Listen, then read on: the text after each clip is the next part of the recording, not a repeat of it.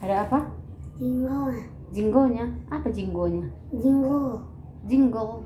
Jingle. Oh, Jingle yang bells. jingle bells. Iya, jingle bells.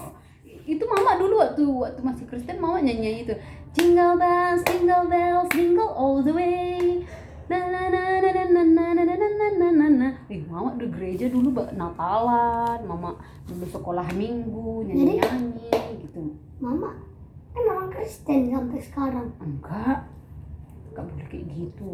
Mama udah jadi Islam, itu ada sertifikat mama. Jadi saya punya sertifikat kalau saya itu masuk Islam. Apa namanya itu? Mualaf.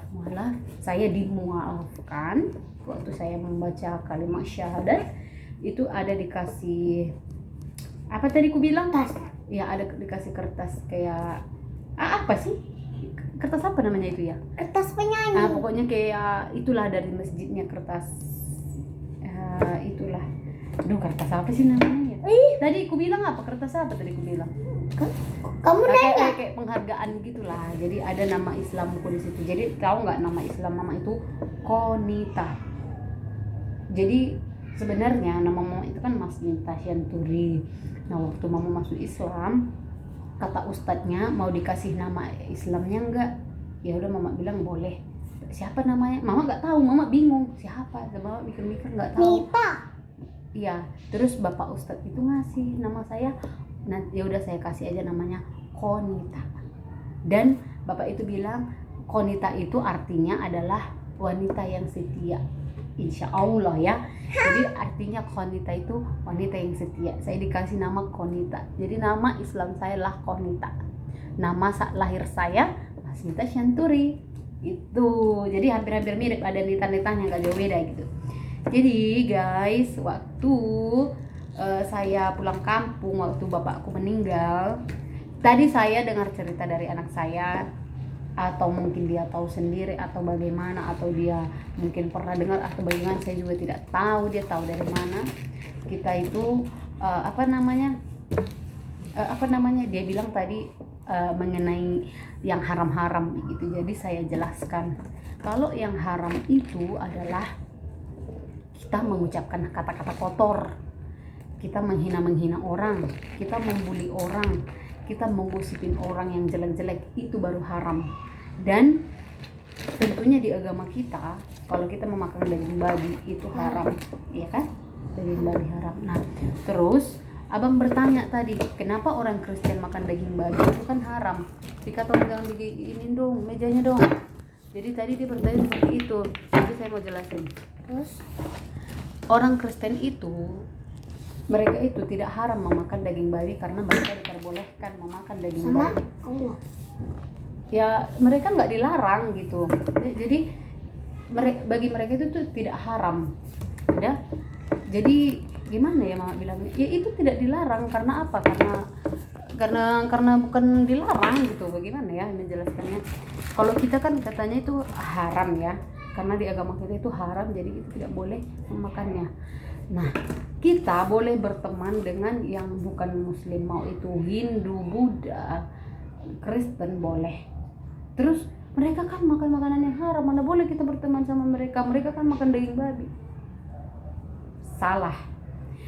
Yang haram itu ketika mereka sedang memakan daging babi dan kita juga ikut memakannya, itu baru haram.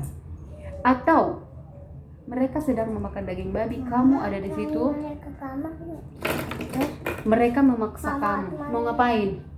Warna. Oh, ambil dulu, ambil itu nyari dongan di Jepang. Terus bentar guys, ayo ambil, sininya mama. Jadi duduk dulu kamu Rizky. Ketika mereka makan dan kamu disodorin, dipaksa kamu makan itu baru namanya haram. Dan yang mama sebutkan tadi, bercakap kotor, mengata-ngatain orang, itu baru haram ya. Jadi sebenarnya haram itu yang kita keluarkan dari mulut, termasuk juga sih memang kalau yang makan daging babi, kalau itu dari segi makanan ya. Nah, sebenarnya bukan cuma daging babi aja bang yang haram bang, banyak. banyak yang haram yang Semut. seperti Haram. ya itu yang pernah kita lihat Lalat itu haram. cicak. Nah, karena apa? Itu kan menyebabkan kotoran. Lalat itu kan membawa kotoran, jadi itu haram. Jadi orang Kristen juga boleh makan kan? Enggak, ya bukan berarti haram bagi kita jadi halal bagi mereka, belum tentu. Yang enggak semua juga orang Kristen yang kayak gitu. Ya, jadi Kadal pun haram ya. kalau itu saya tidak tahu ya, kalau itu kurang tahu mama. Kalau semua jenis binatang mana haram mana halal, tapi mama yang tahunya yang umum saja.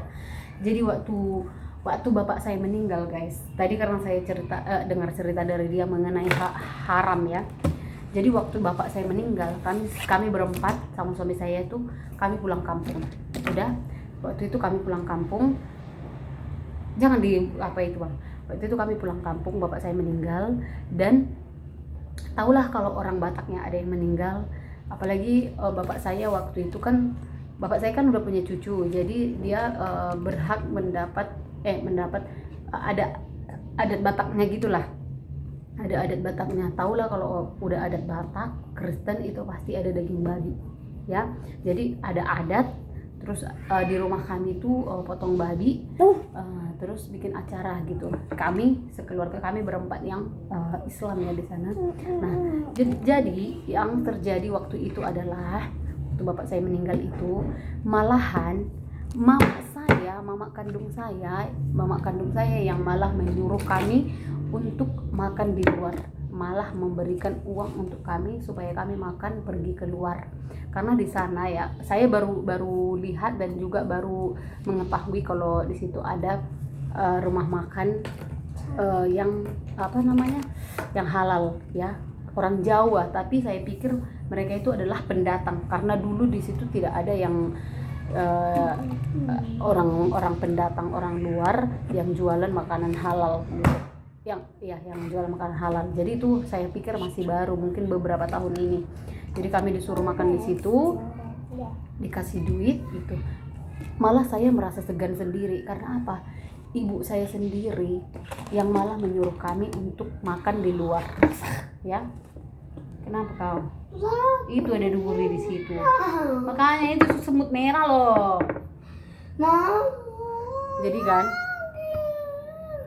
Jadi saya malah merasa segan sendiri karena mama saya yang menyuruh kami untuk makan di luar begitu. Demikian juga waktu abang saya nikah. Waktu abang saya nikah kami bertiga yang pulang kampung, malah mama saya yang menyuruh kami untuk makan di luar. Jadi kami tidak ditawari sama sekali untuk makan di rumah. Tetapi saya waktu pesta abang saya kami makan di rumah, tapi kami makan ikan mas begitu. Kami tidak itu ya. Karena apa? Itu kan memang haram bagi agama kan, nggak mungkin juga saya langgar ya, karena kan saya sudah menjadi Islam begitu ya. Jadi waktu bapak saya meninggal itu, setelah penguburan ya, besoknya mama saya malah memerintahkan kakak saya untuk membersihkan sisa-sisa daging babi yang ada di rumah. Kalau masih ada sisa, diantarin aja ke rumah keluarga yang dekat-dekat gitu. Jadi malah dikasih sama orang kalau ada sisa. Terus nasinya juga kata mama saya dikasih aja semua kalau ada sisa. Terus piring-piringnya apanya semua langsung dicuci bersih. Itu mama saya sendiri loh yang bilang, bukan saya. Oke, kalau saya nggak masalah, maksudnya nggak masalahnya tuh kan masih bisa aku cuci sendiri untuk kami, masih bisa aku masak sendiri untuk kami, tapi ini mama saya sendiri gitu. Jadi saya juga masih jadi merasa segan juga, jadi segan gitu, karena ini mama saya sendiri yang ngomong dibersihin semua, dicuci semua, jangan sampai ada sisa-sisa katanya gitu. Terus begitu sudah bersih semua, sudah tidak ada lagi sisa, mama saya menyuruh saya untuk memasak ya. Jadi mama saya bilang, kamu aja yang masak, katanya mau masak apa terserah, udah dibelanjain lah gitu, kamu aja yang masak. Kalau mau masak ayam gitu ya guys ya, kalau mau masak ayam, mama saya membawa ayam kampung ke rumah yang hidup, malah saya yang disuruh potong sendiri. Jadi kamu yang potong, kamu yang masak katanya. Bukan berarti mereka enggak, mereka mempercayakan kepada saya gitu. Bukan maksudnya biar sesuai lah, maksudnya kalau kamu yang masak, kalau kamu yang potong kan kami bisa makan gitu. Kalau kami yang potong atau kami khususnya memotongnya, kalau kami yang motong, apalagi orang itu kan biasanya kalau masak ayam itu mamaku tuh pakai darah, jadi darahnya tuh dimakan juga sama mereka. Jadi waktu itu nggak boleh gitu, kita harus saling menghargai. Jadi waktu itu kalau mereka yang masak kan pakai darah, dan juga pemotongannya kalau kami yang masak kami bisa makan, kalian belum tentu bisa makan, mungkin seperti itulah. Nah tetapi kalau kamu yang masak, maksudnya saya, kami pasti sudah bisa makan, begitu maksudnya. Jadi ya udah, waktu itu saya yang masak. Setiap setelah acara ini ya, setelah acara penguburan bapak saya, setelah acara itulah semua saya terus yang masak, mau masak apapun saya terus yang masak, karena memang dipercayakan kepada saya gitu. Kalau saya mau masak, lagian memang saya hobi masak kalau di kampung, jadi kalau lengkap gitu bahan-bahannya saya masakin semua mereka apa yang saya bisa, dan mereka alhamdulillah memakannya. Bukan berarti saya tidak memakan masakan ibu saya, bukan. Kalau ibu saya misalnya kami nyampe di situ, apa yang ada di rumah, misalnya ikan asin atau sayur apa, saya makan ya, saya makan, kecuali saya ditawarin daging itu yang gak bakalan mungkin ya. Dan juga mama saya juga tahu kalau kami agama Islam dan tidak mungkin memakan daging yang haram. Mama saya malah yang lebih menghargai kami gitu ya, malah lebih menghargai kami begitu. Kalau saya ya biasa aja gitu, biasa aja, yang penting ya kita tahu batas-batasnya aja gitu loh guys gitu. Jadi malah keluarga saya yang di kampung itu tuh malah lebih menghargai kami gitu. Demikian juga waktu di rumah nenek, kami itu sempat di rumah nenek, karena di rumah kami itu kan rame waktu pesta abang saya ya. Waktu pesta abang saya itu rame, jadi kami di rumah nenek. Waktu ini kan masih kecil waktu itu, jadi kami tidur di situ. Nah nenekku malah bilang, kamu aja lah yang masak ya katanya. Aku juga sudah tua katanya. Ya udah, lagian aku rajin masak juga, ya udahlah aku yang masakin gitu guys. Jadi malah mereka yang Santai. iya, malah mereka yang malah sangat-sangat menghargai kami di sana gitu. Santai. Bahkan kalau itu di luar dugaan saya pikir kalau saya pulang waktu itu ya, kalau saya pulang mungkin mereka akan menganggap atau bahkan menertawakan saya, tetapi enggak. Itu luar biasa loh keluarga yang seperti itu menurut saya ya. Malah mereka yang paling menghargai saya, yang dulunya mereka membenci saya, yang dulunya mereka kecewa terhadap saya, tetapi di luar dugaan gitu. Setelah saya pulang bawa anak, bawa keluarga dengan status yang sudah sebagai seorang Islam, malah di luar dugaan saya gitu. Mereka memperlakukan saya dengan sangat baik, menghargai agama saya, menghargai keputusan saya, dan menyayangi anak-anak saya. Alhamdulillah saya dapat keluarga yang sangat baik gitu guys. Jadi abang, jangan bilang kalau kita tuh tidak boleh berteman sama yang di luar agama kita. Kita boleh berteman dengan agama apapun. Orang Kristen. Itu. Kamu bertanya di sini, mama mau dengar. Apa? Tapi kan ada orang Kristen tuh yang Kristen juga. Kan kalau yang Kristen itu tetap agama sendiri.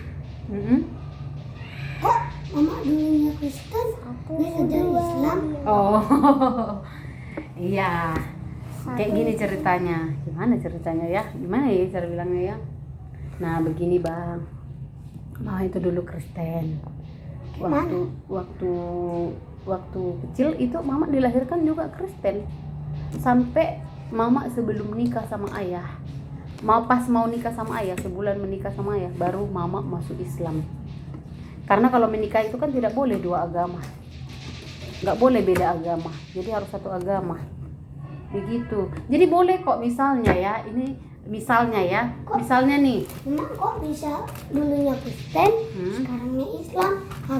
ya itu sudah ketentuan Allah itu. Jadi itu tidak bisa mama jawab. Gara-gara apa? Itu sudah jalan hidup mama. Itu sudah jalan hidup mama. Jadi kamu juga belum tentu. Maksudnya mama bukan mendoakan, bukan pula melarang ya. Kamu juga besar nanti, ya besar nanti kamu nih lahir dari lahir sebagai agama apa kamu? Islam kan? Nah nanti besarnya kamu kalau memang kepercayaan kamu di agama, misalnya di agama A atau di agama C atau di agama B, silahkan. Kalau memang kamu bertumbuh di agama ini, silahkan, nggak apa-apa. Mama nggak akan memaksa, karena kalau menurut mama ya, agama itu bukan soal pemaksaan ataupun turun temurun, itu berdasarkan iman kamu. Mengerti? Jadi kenapa kamu bertanya, mama dulu Kristen sekarang kok jadi Islam? Itu sudah jalan Allah seperti itu. Mama juga nggak bisa menjawab dengan gimana ya, karena memang itu sudah jalan hidup mama. Nggak ngerti pula mama menjelaskan kayak mana. Sudah jalan hidup kamu nih kecil, emang nanti kamu besar kamu sudah tahu kamu mau jadi apa? Kamu sudah tahu belum? Kamu nggak tahu, nggak ada yang tahu. Yang tahu itu cuma siapa? Allah yang tahu, itu Tuhan yang tahu. Yang bagaimana nanti kita ke depannya seperti apa, entah besok kita bagaimana, entah 1 tahun ke depan kita bagaimana, itu kita tidak ada satupun manusia yang tahu, hanya Allah yang tahu itu. Bahkan dari rahim pun, mama pernah baca di mana itu, di Al-Quran ya, entah di mana lah itu pernah mama baca, bahkan waktu kita di dalam kandungan ibu kita, Allah sudah menentukan kalau hidup kita nanti seperti apa. Iya, dari sejak dalam kandungan, nanti beginilah gambaran kehidupanmu sampai kamu dewasa, sampai kamu tua. Udah dikasih tahu sama Allah itu sejak kita di kandungan. Iya, jadi cuman Allah yang mengetahui, itu rahasia Allah. Ini ya pas waktu Oke guys, jadi begitulah guys ya kan, cerita mengenai tadi, karena dia pancing saya ngomong tadi, ada sedikit omongan dia mengenai haram-haram, jadi makanya sepertinya ini topik yang menarik untuk dibahas begitu. Oke guys, thank you for watching. Assalamualaikum warahmatullahi wabarakatuh. Sehat-sehat ya.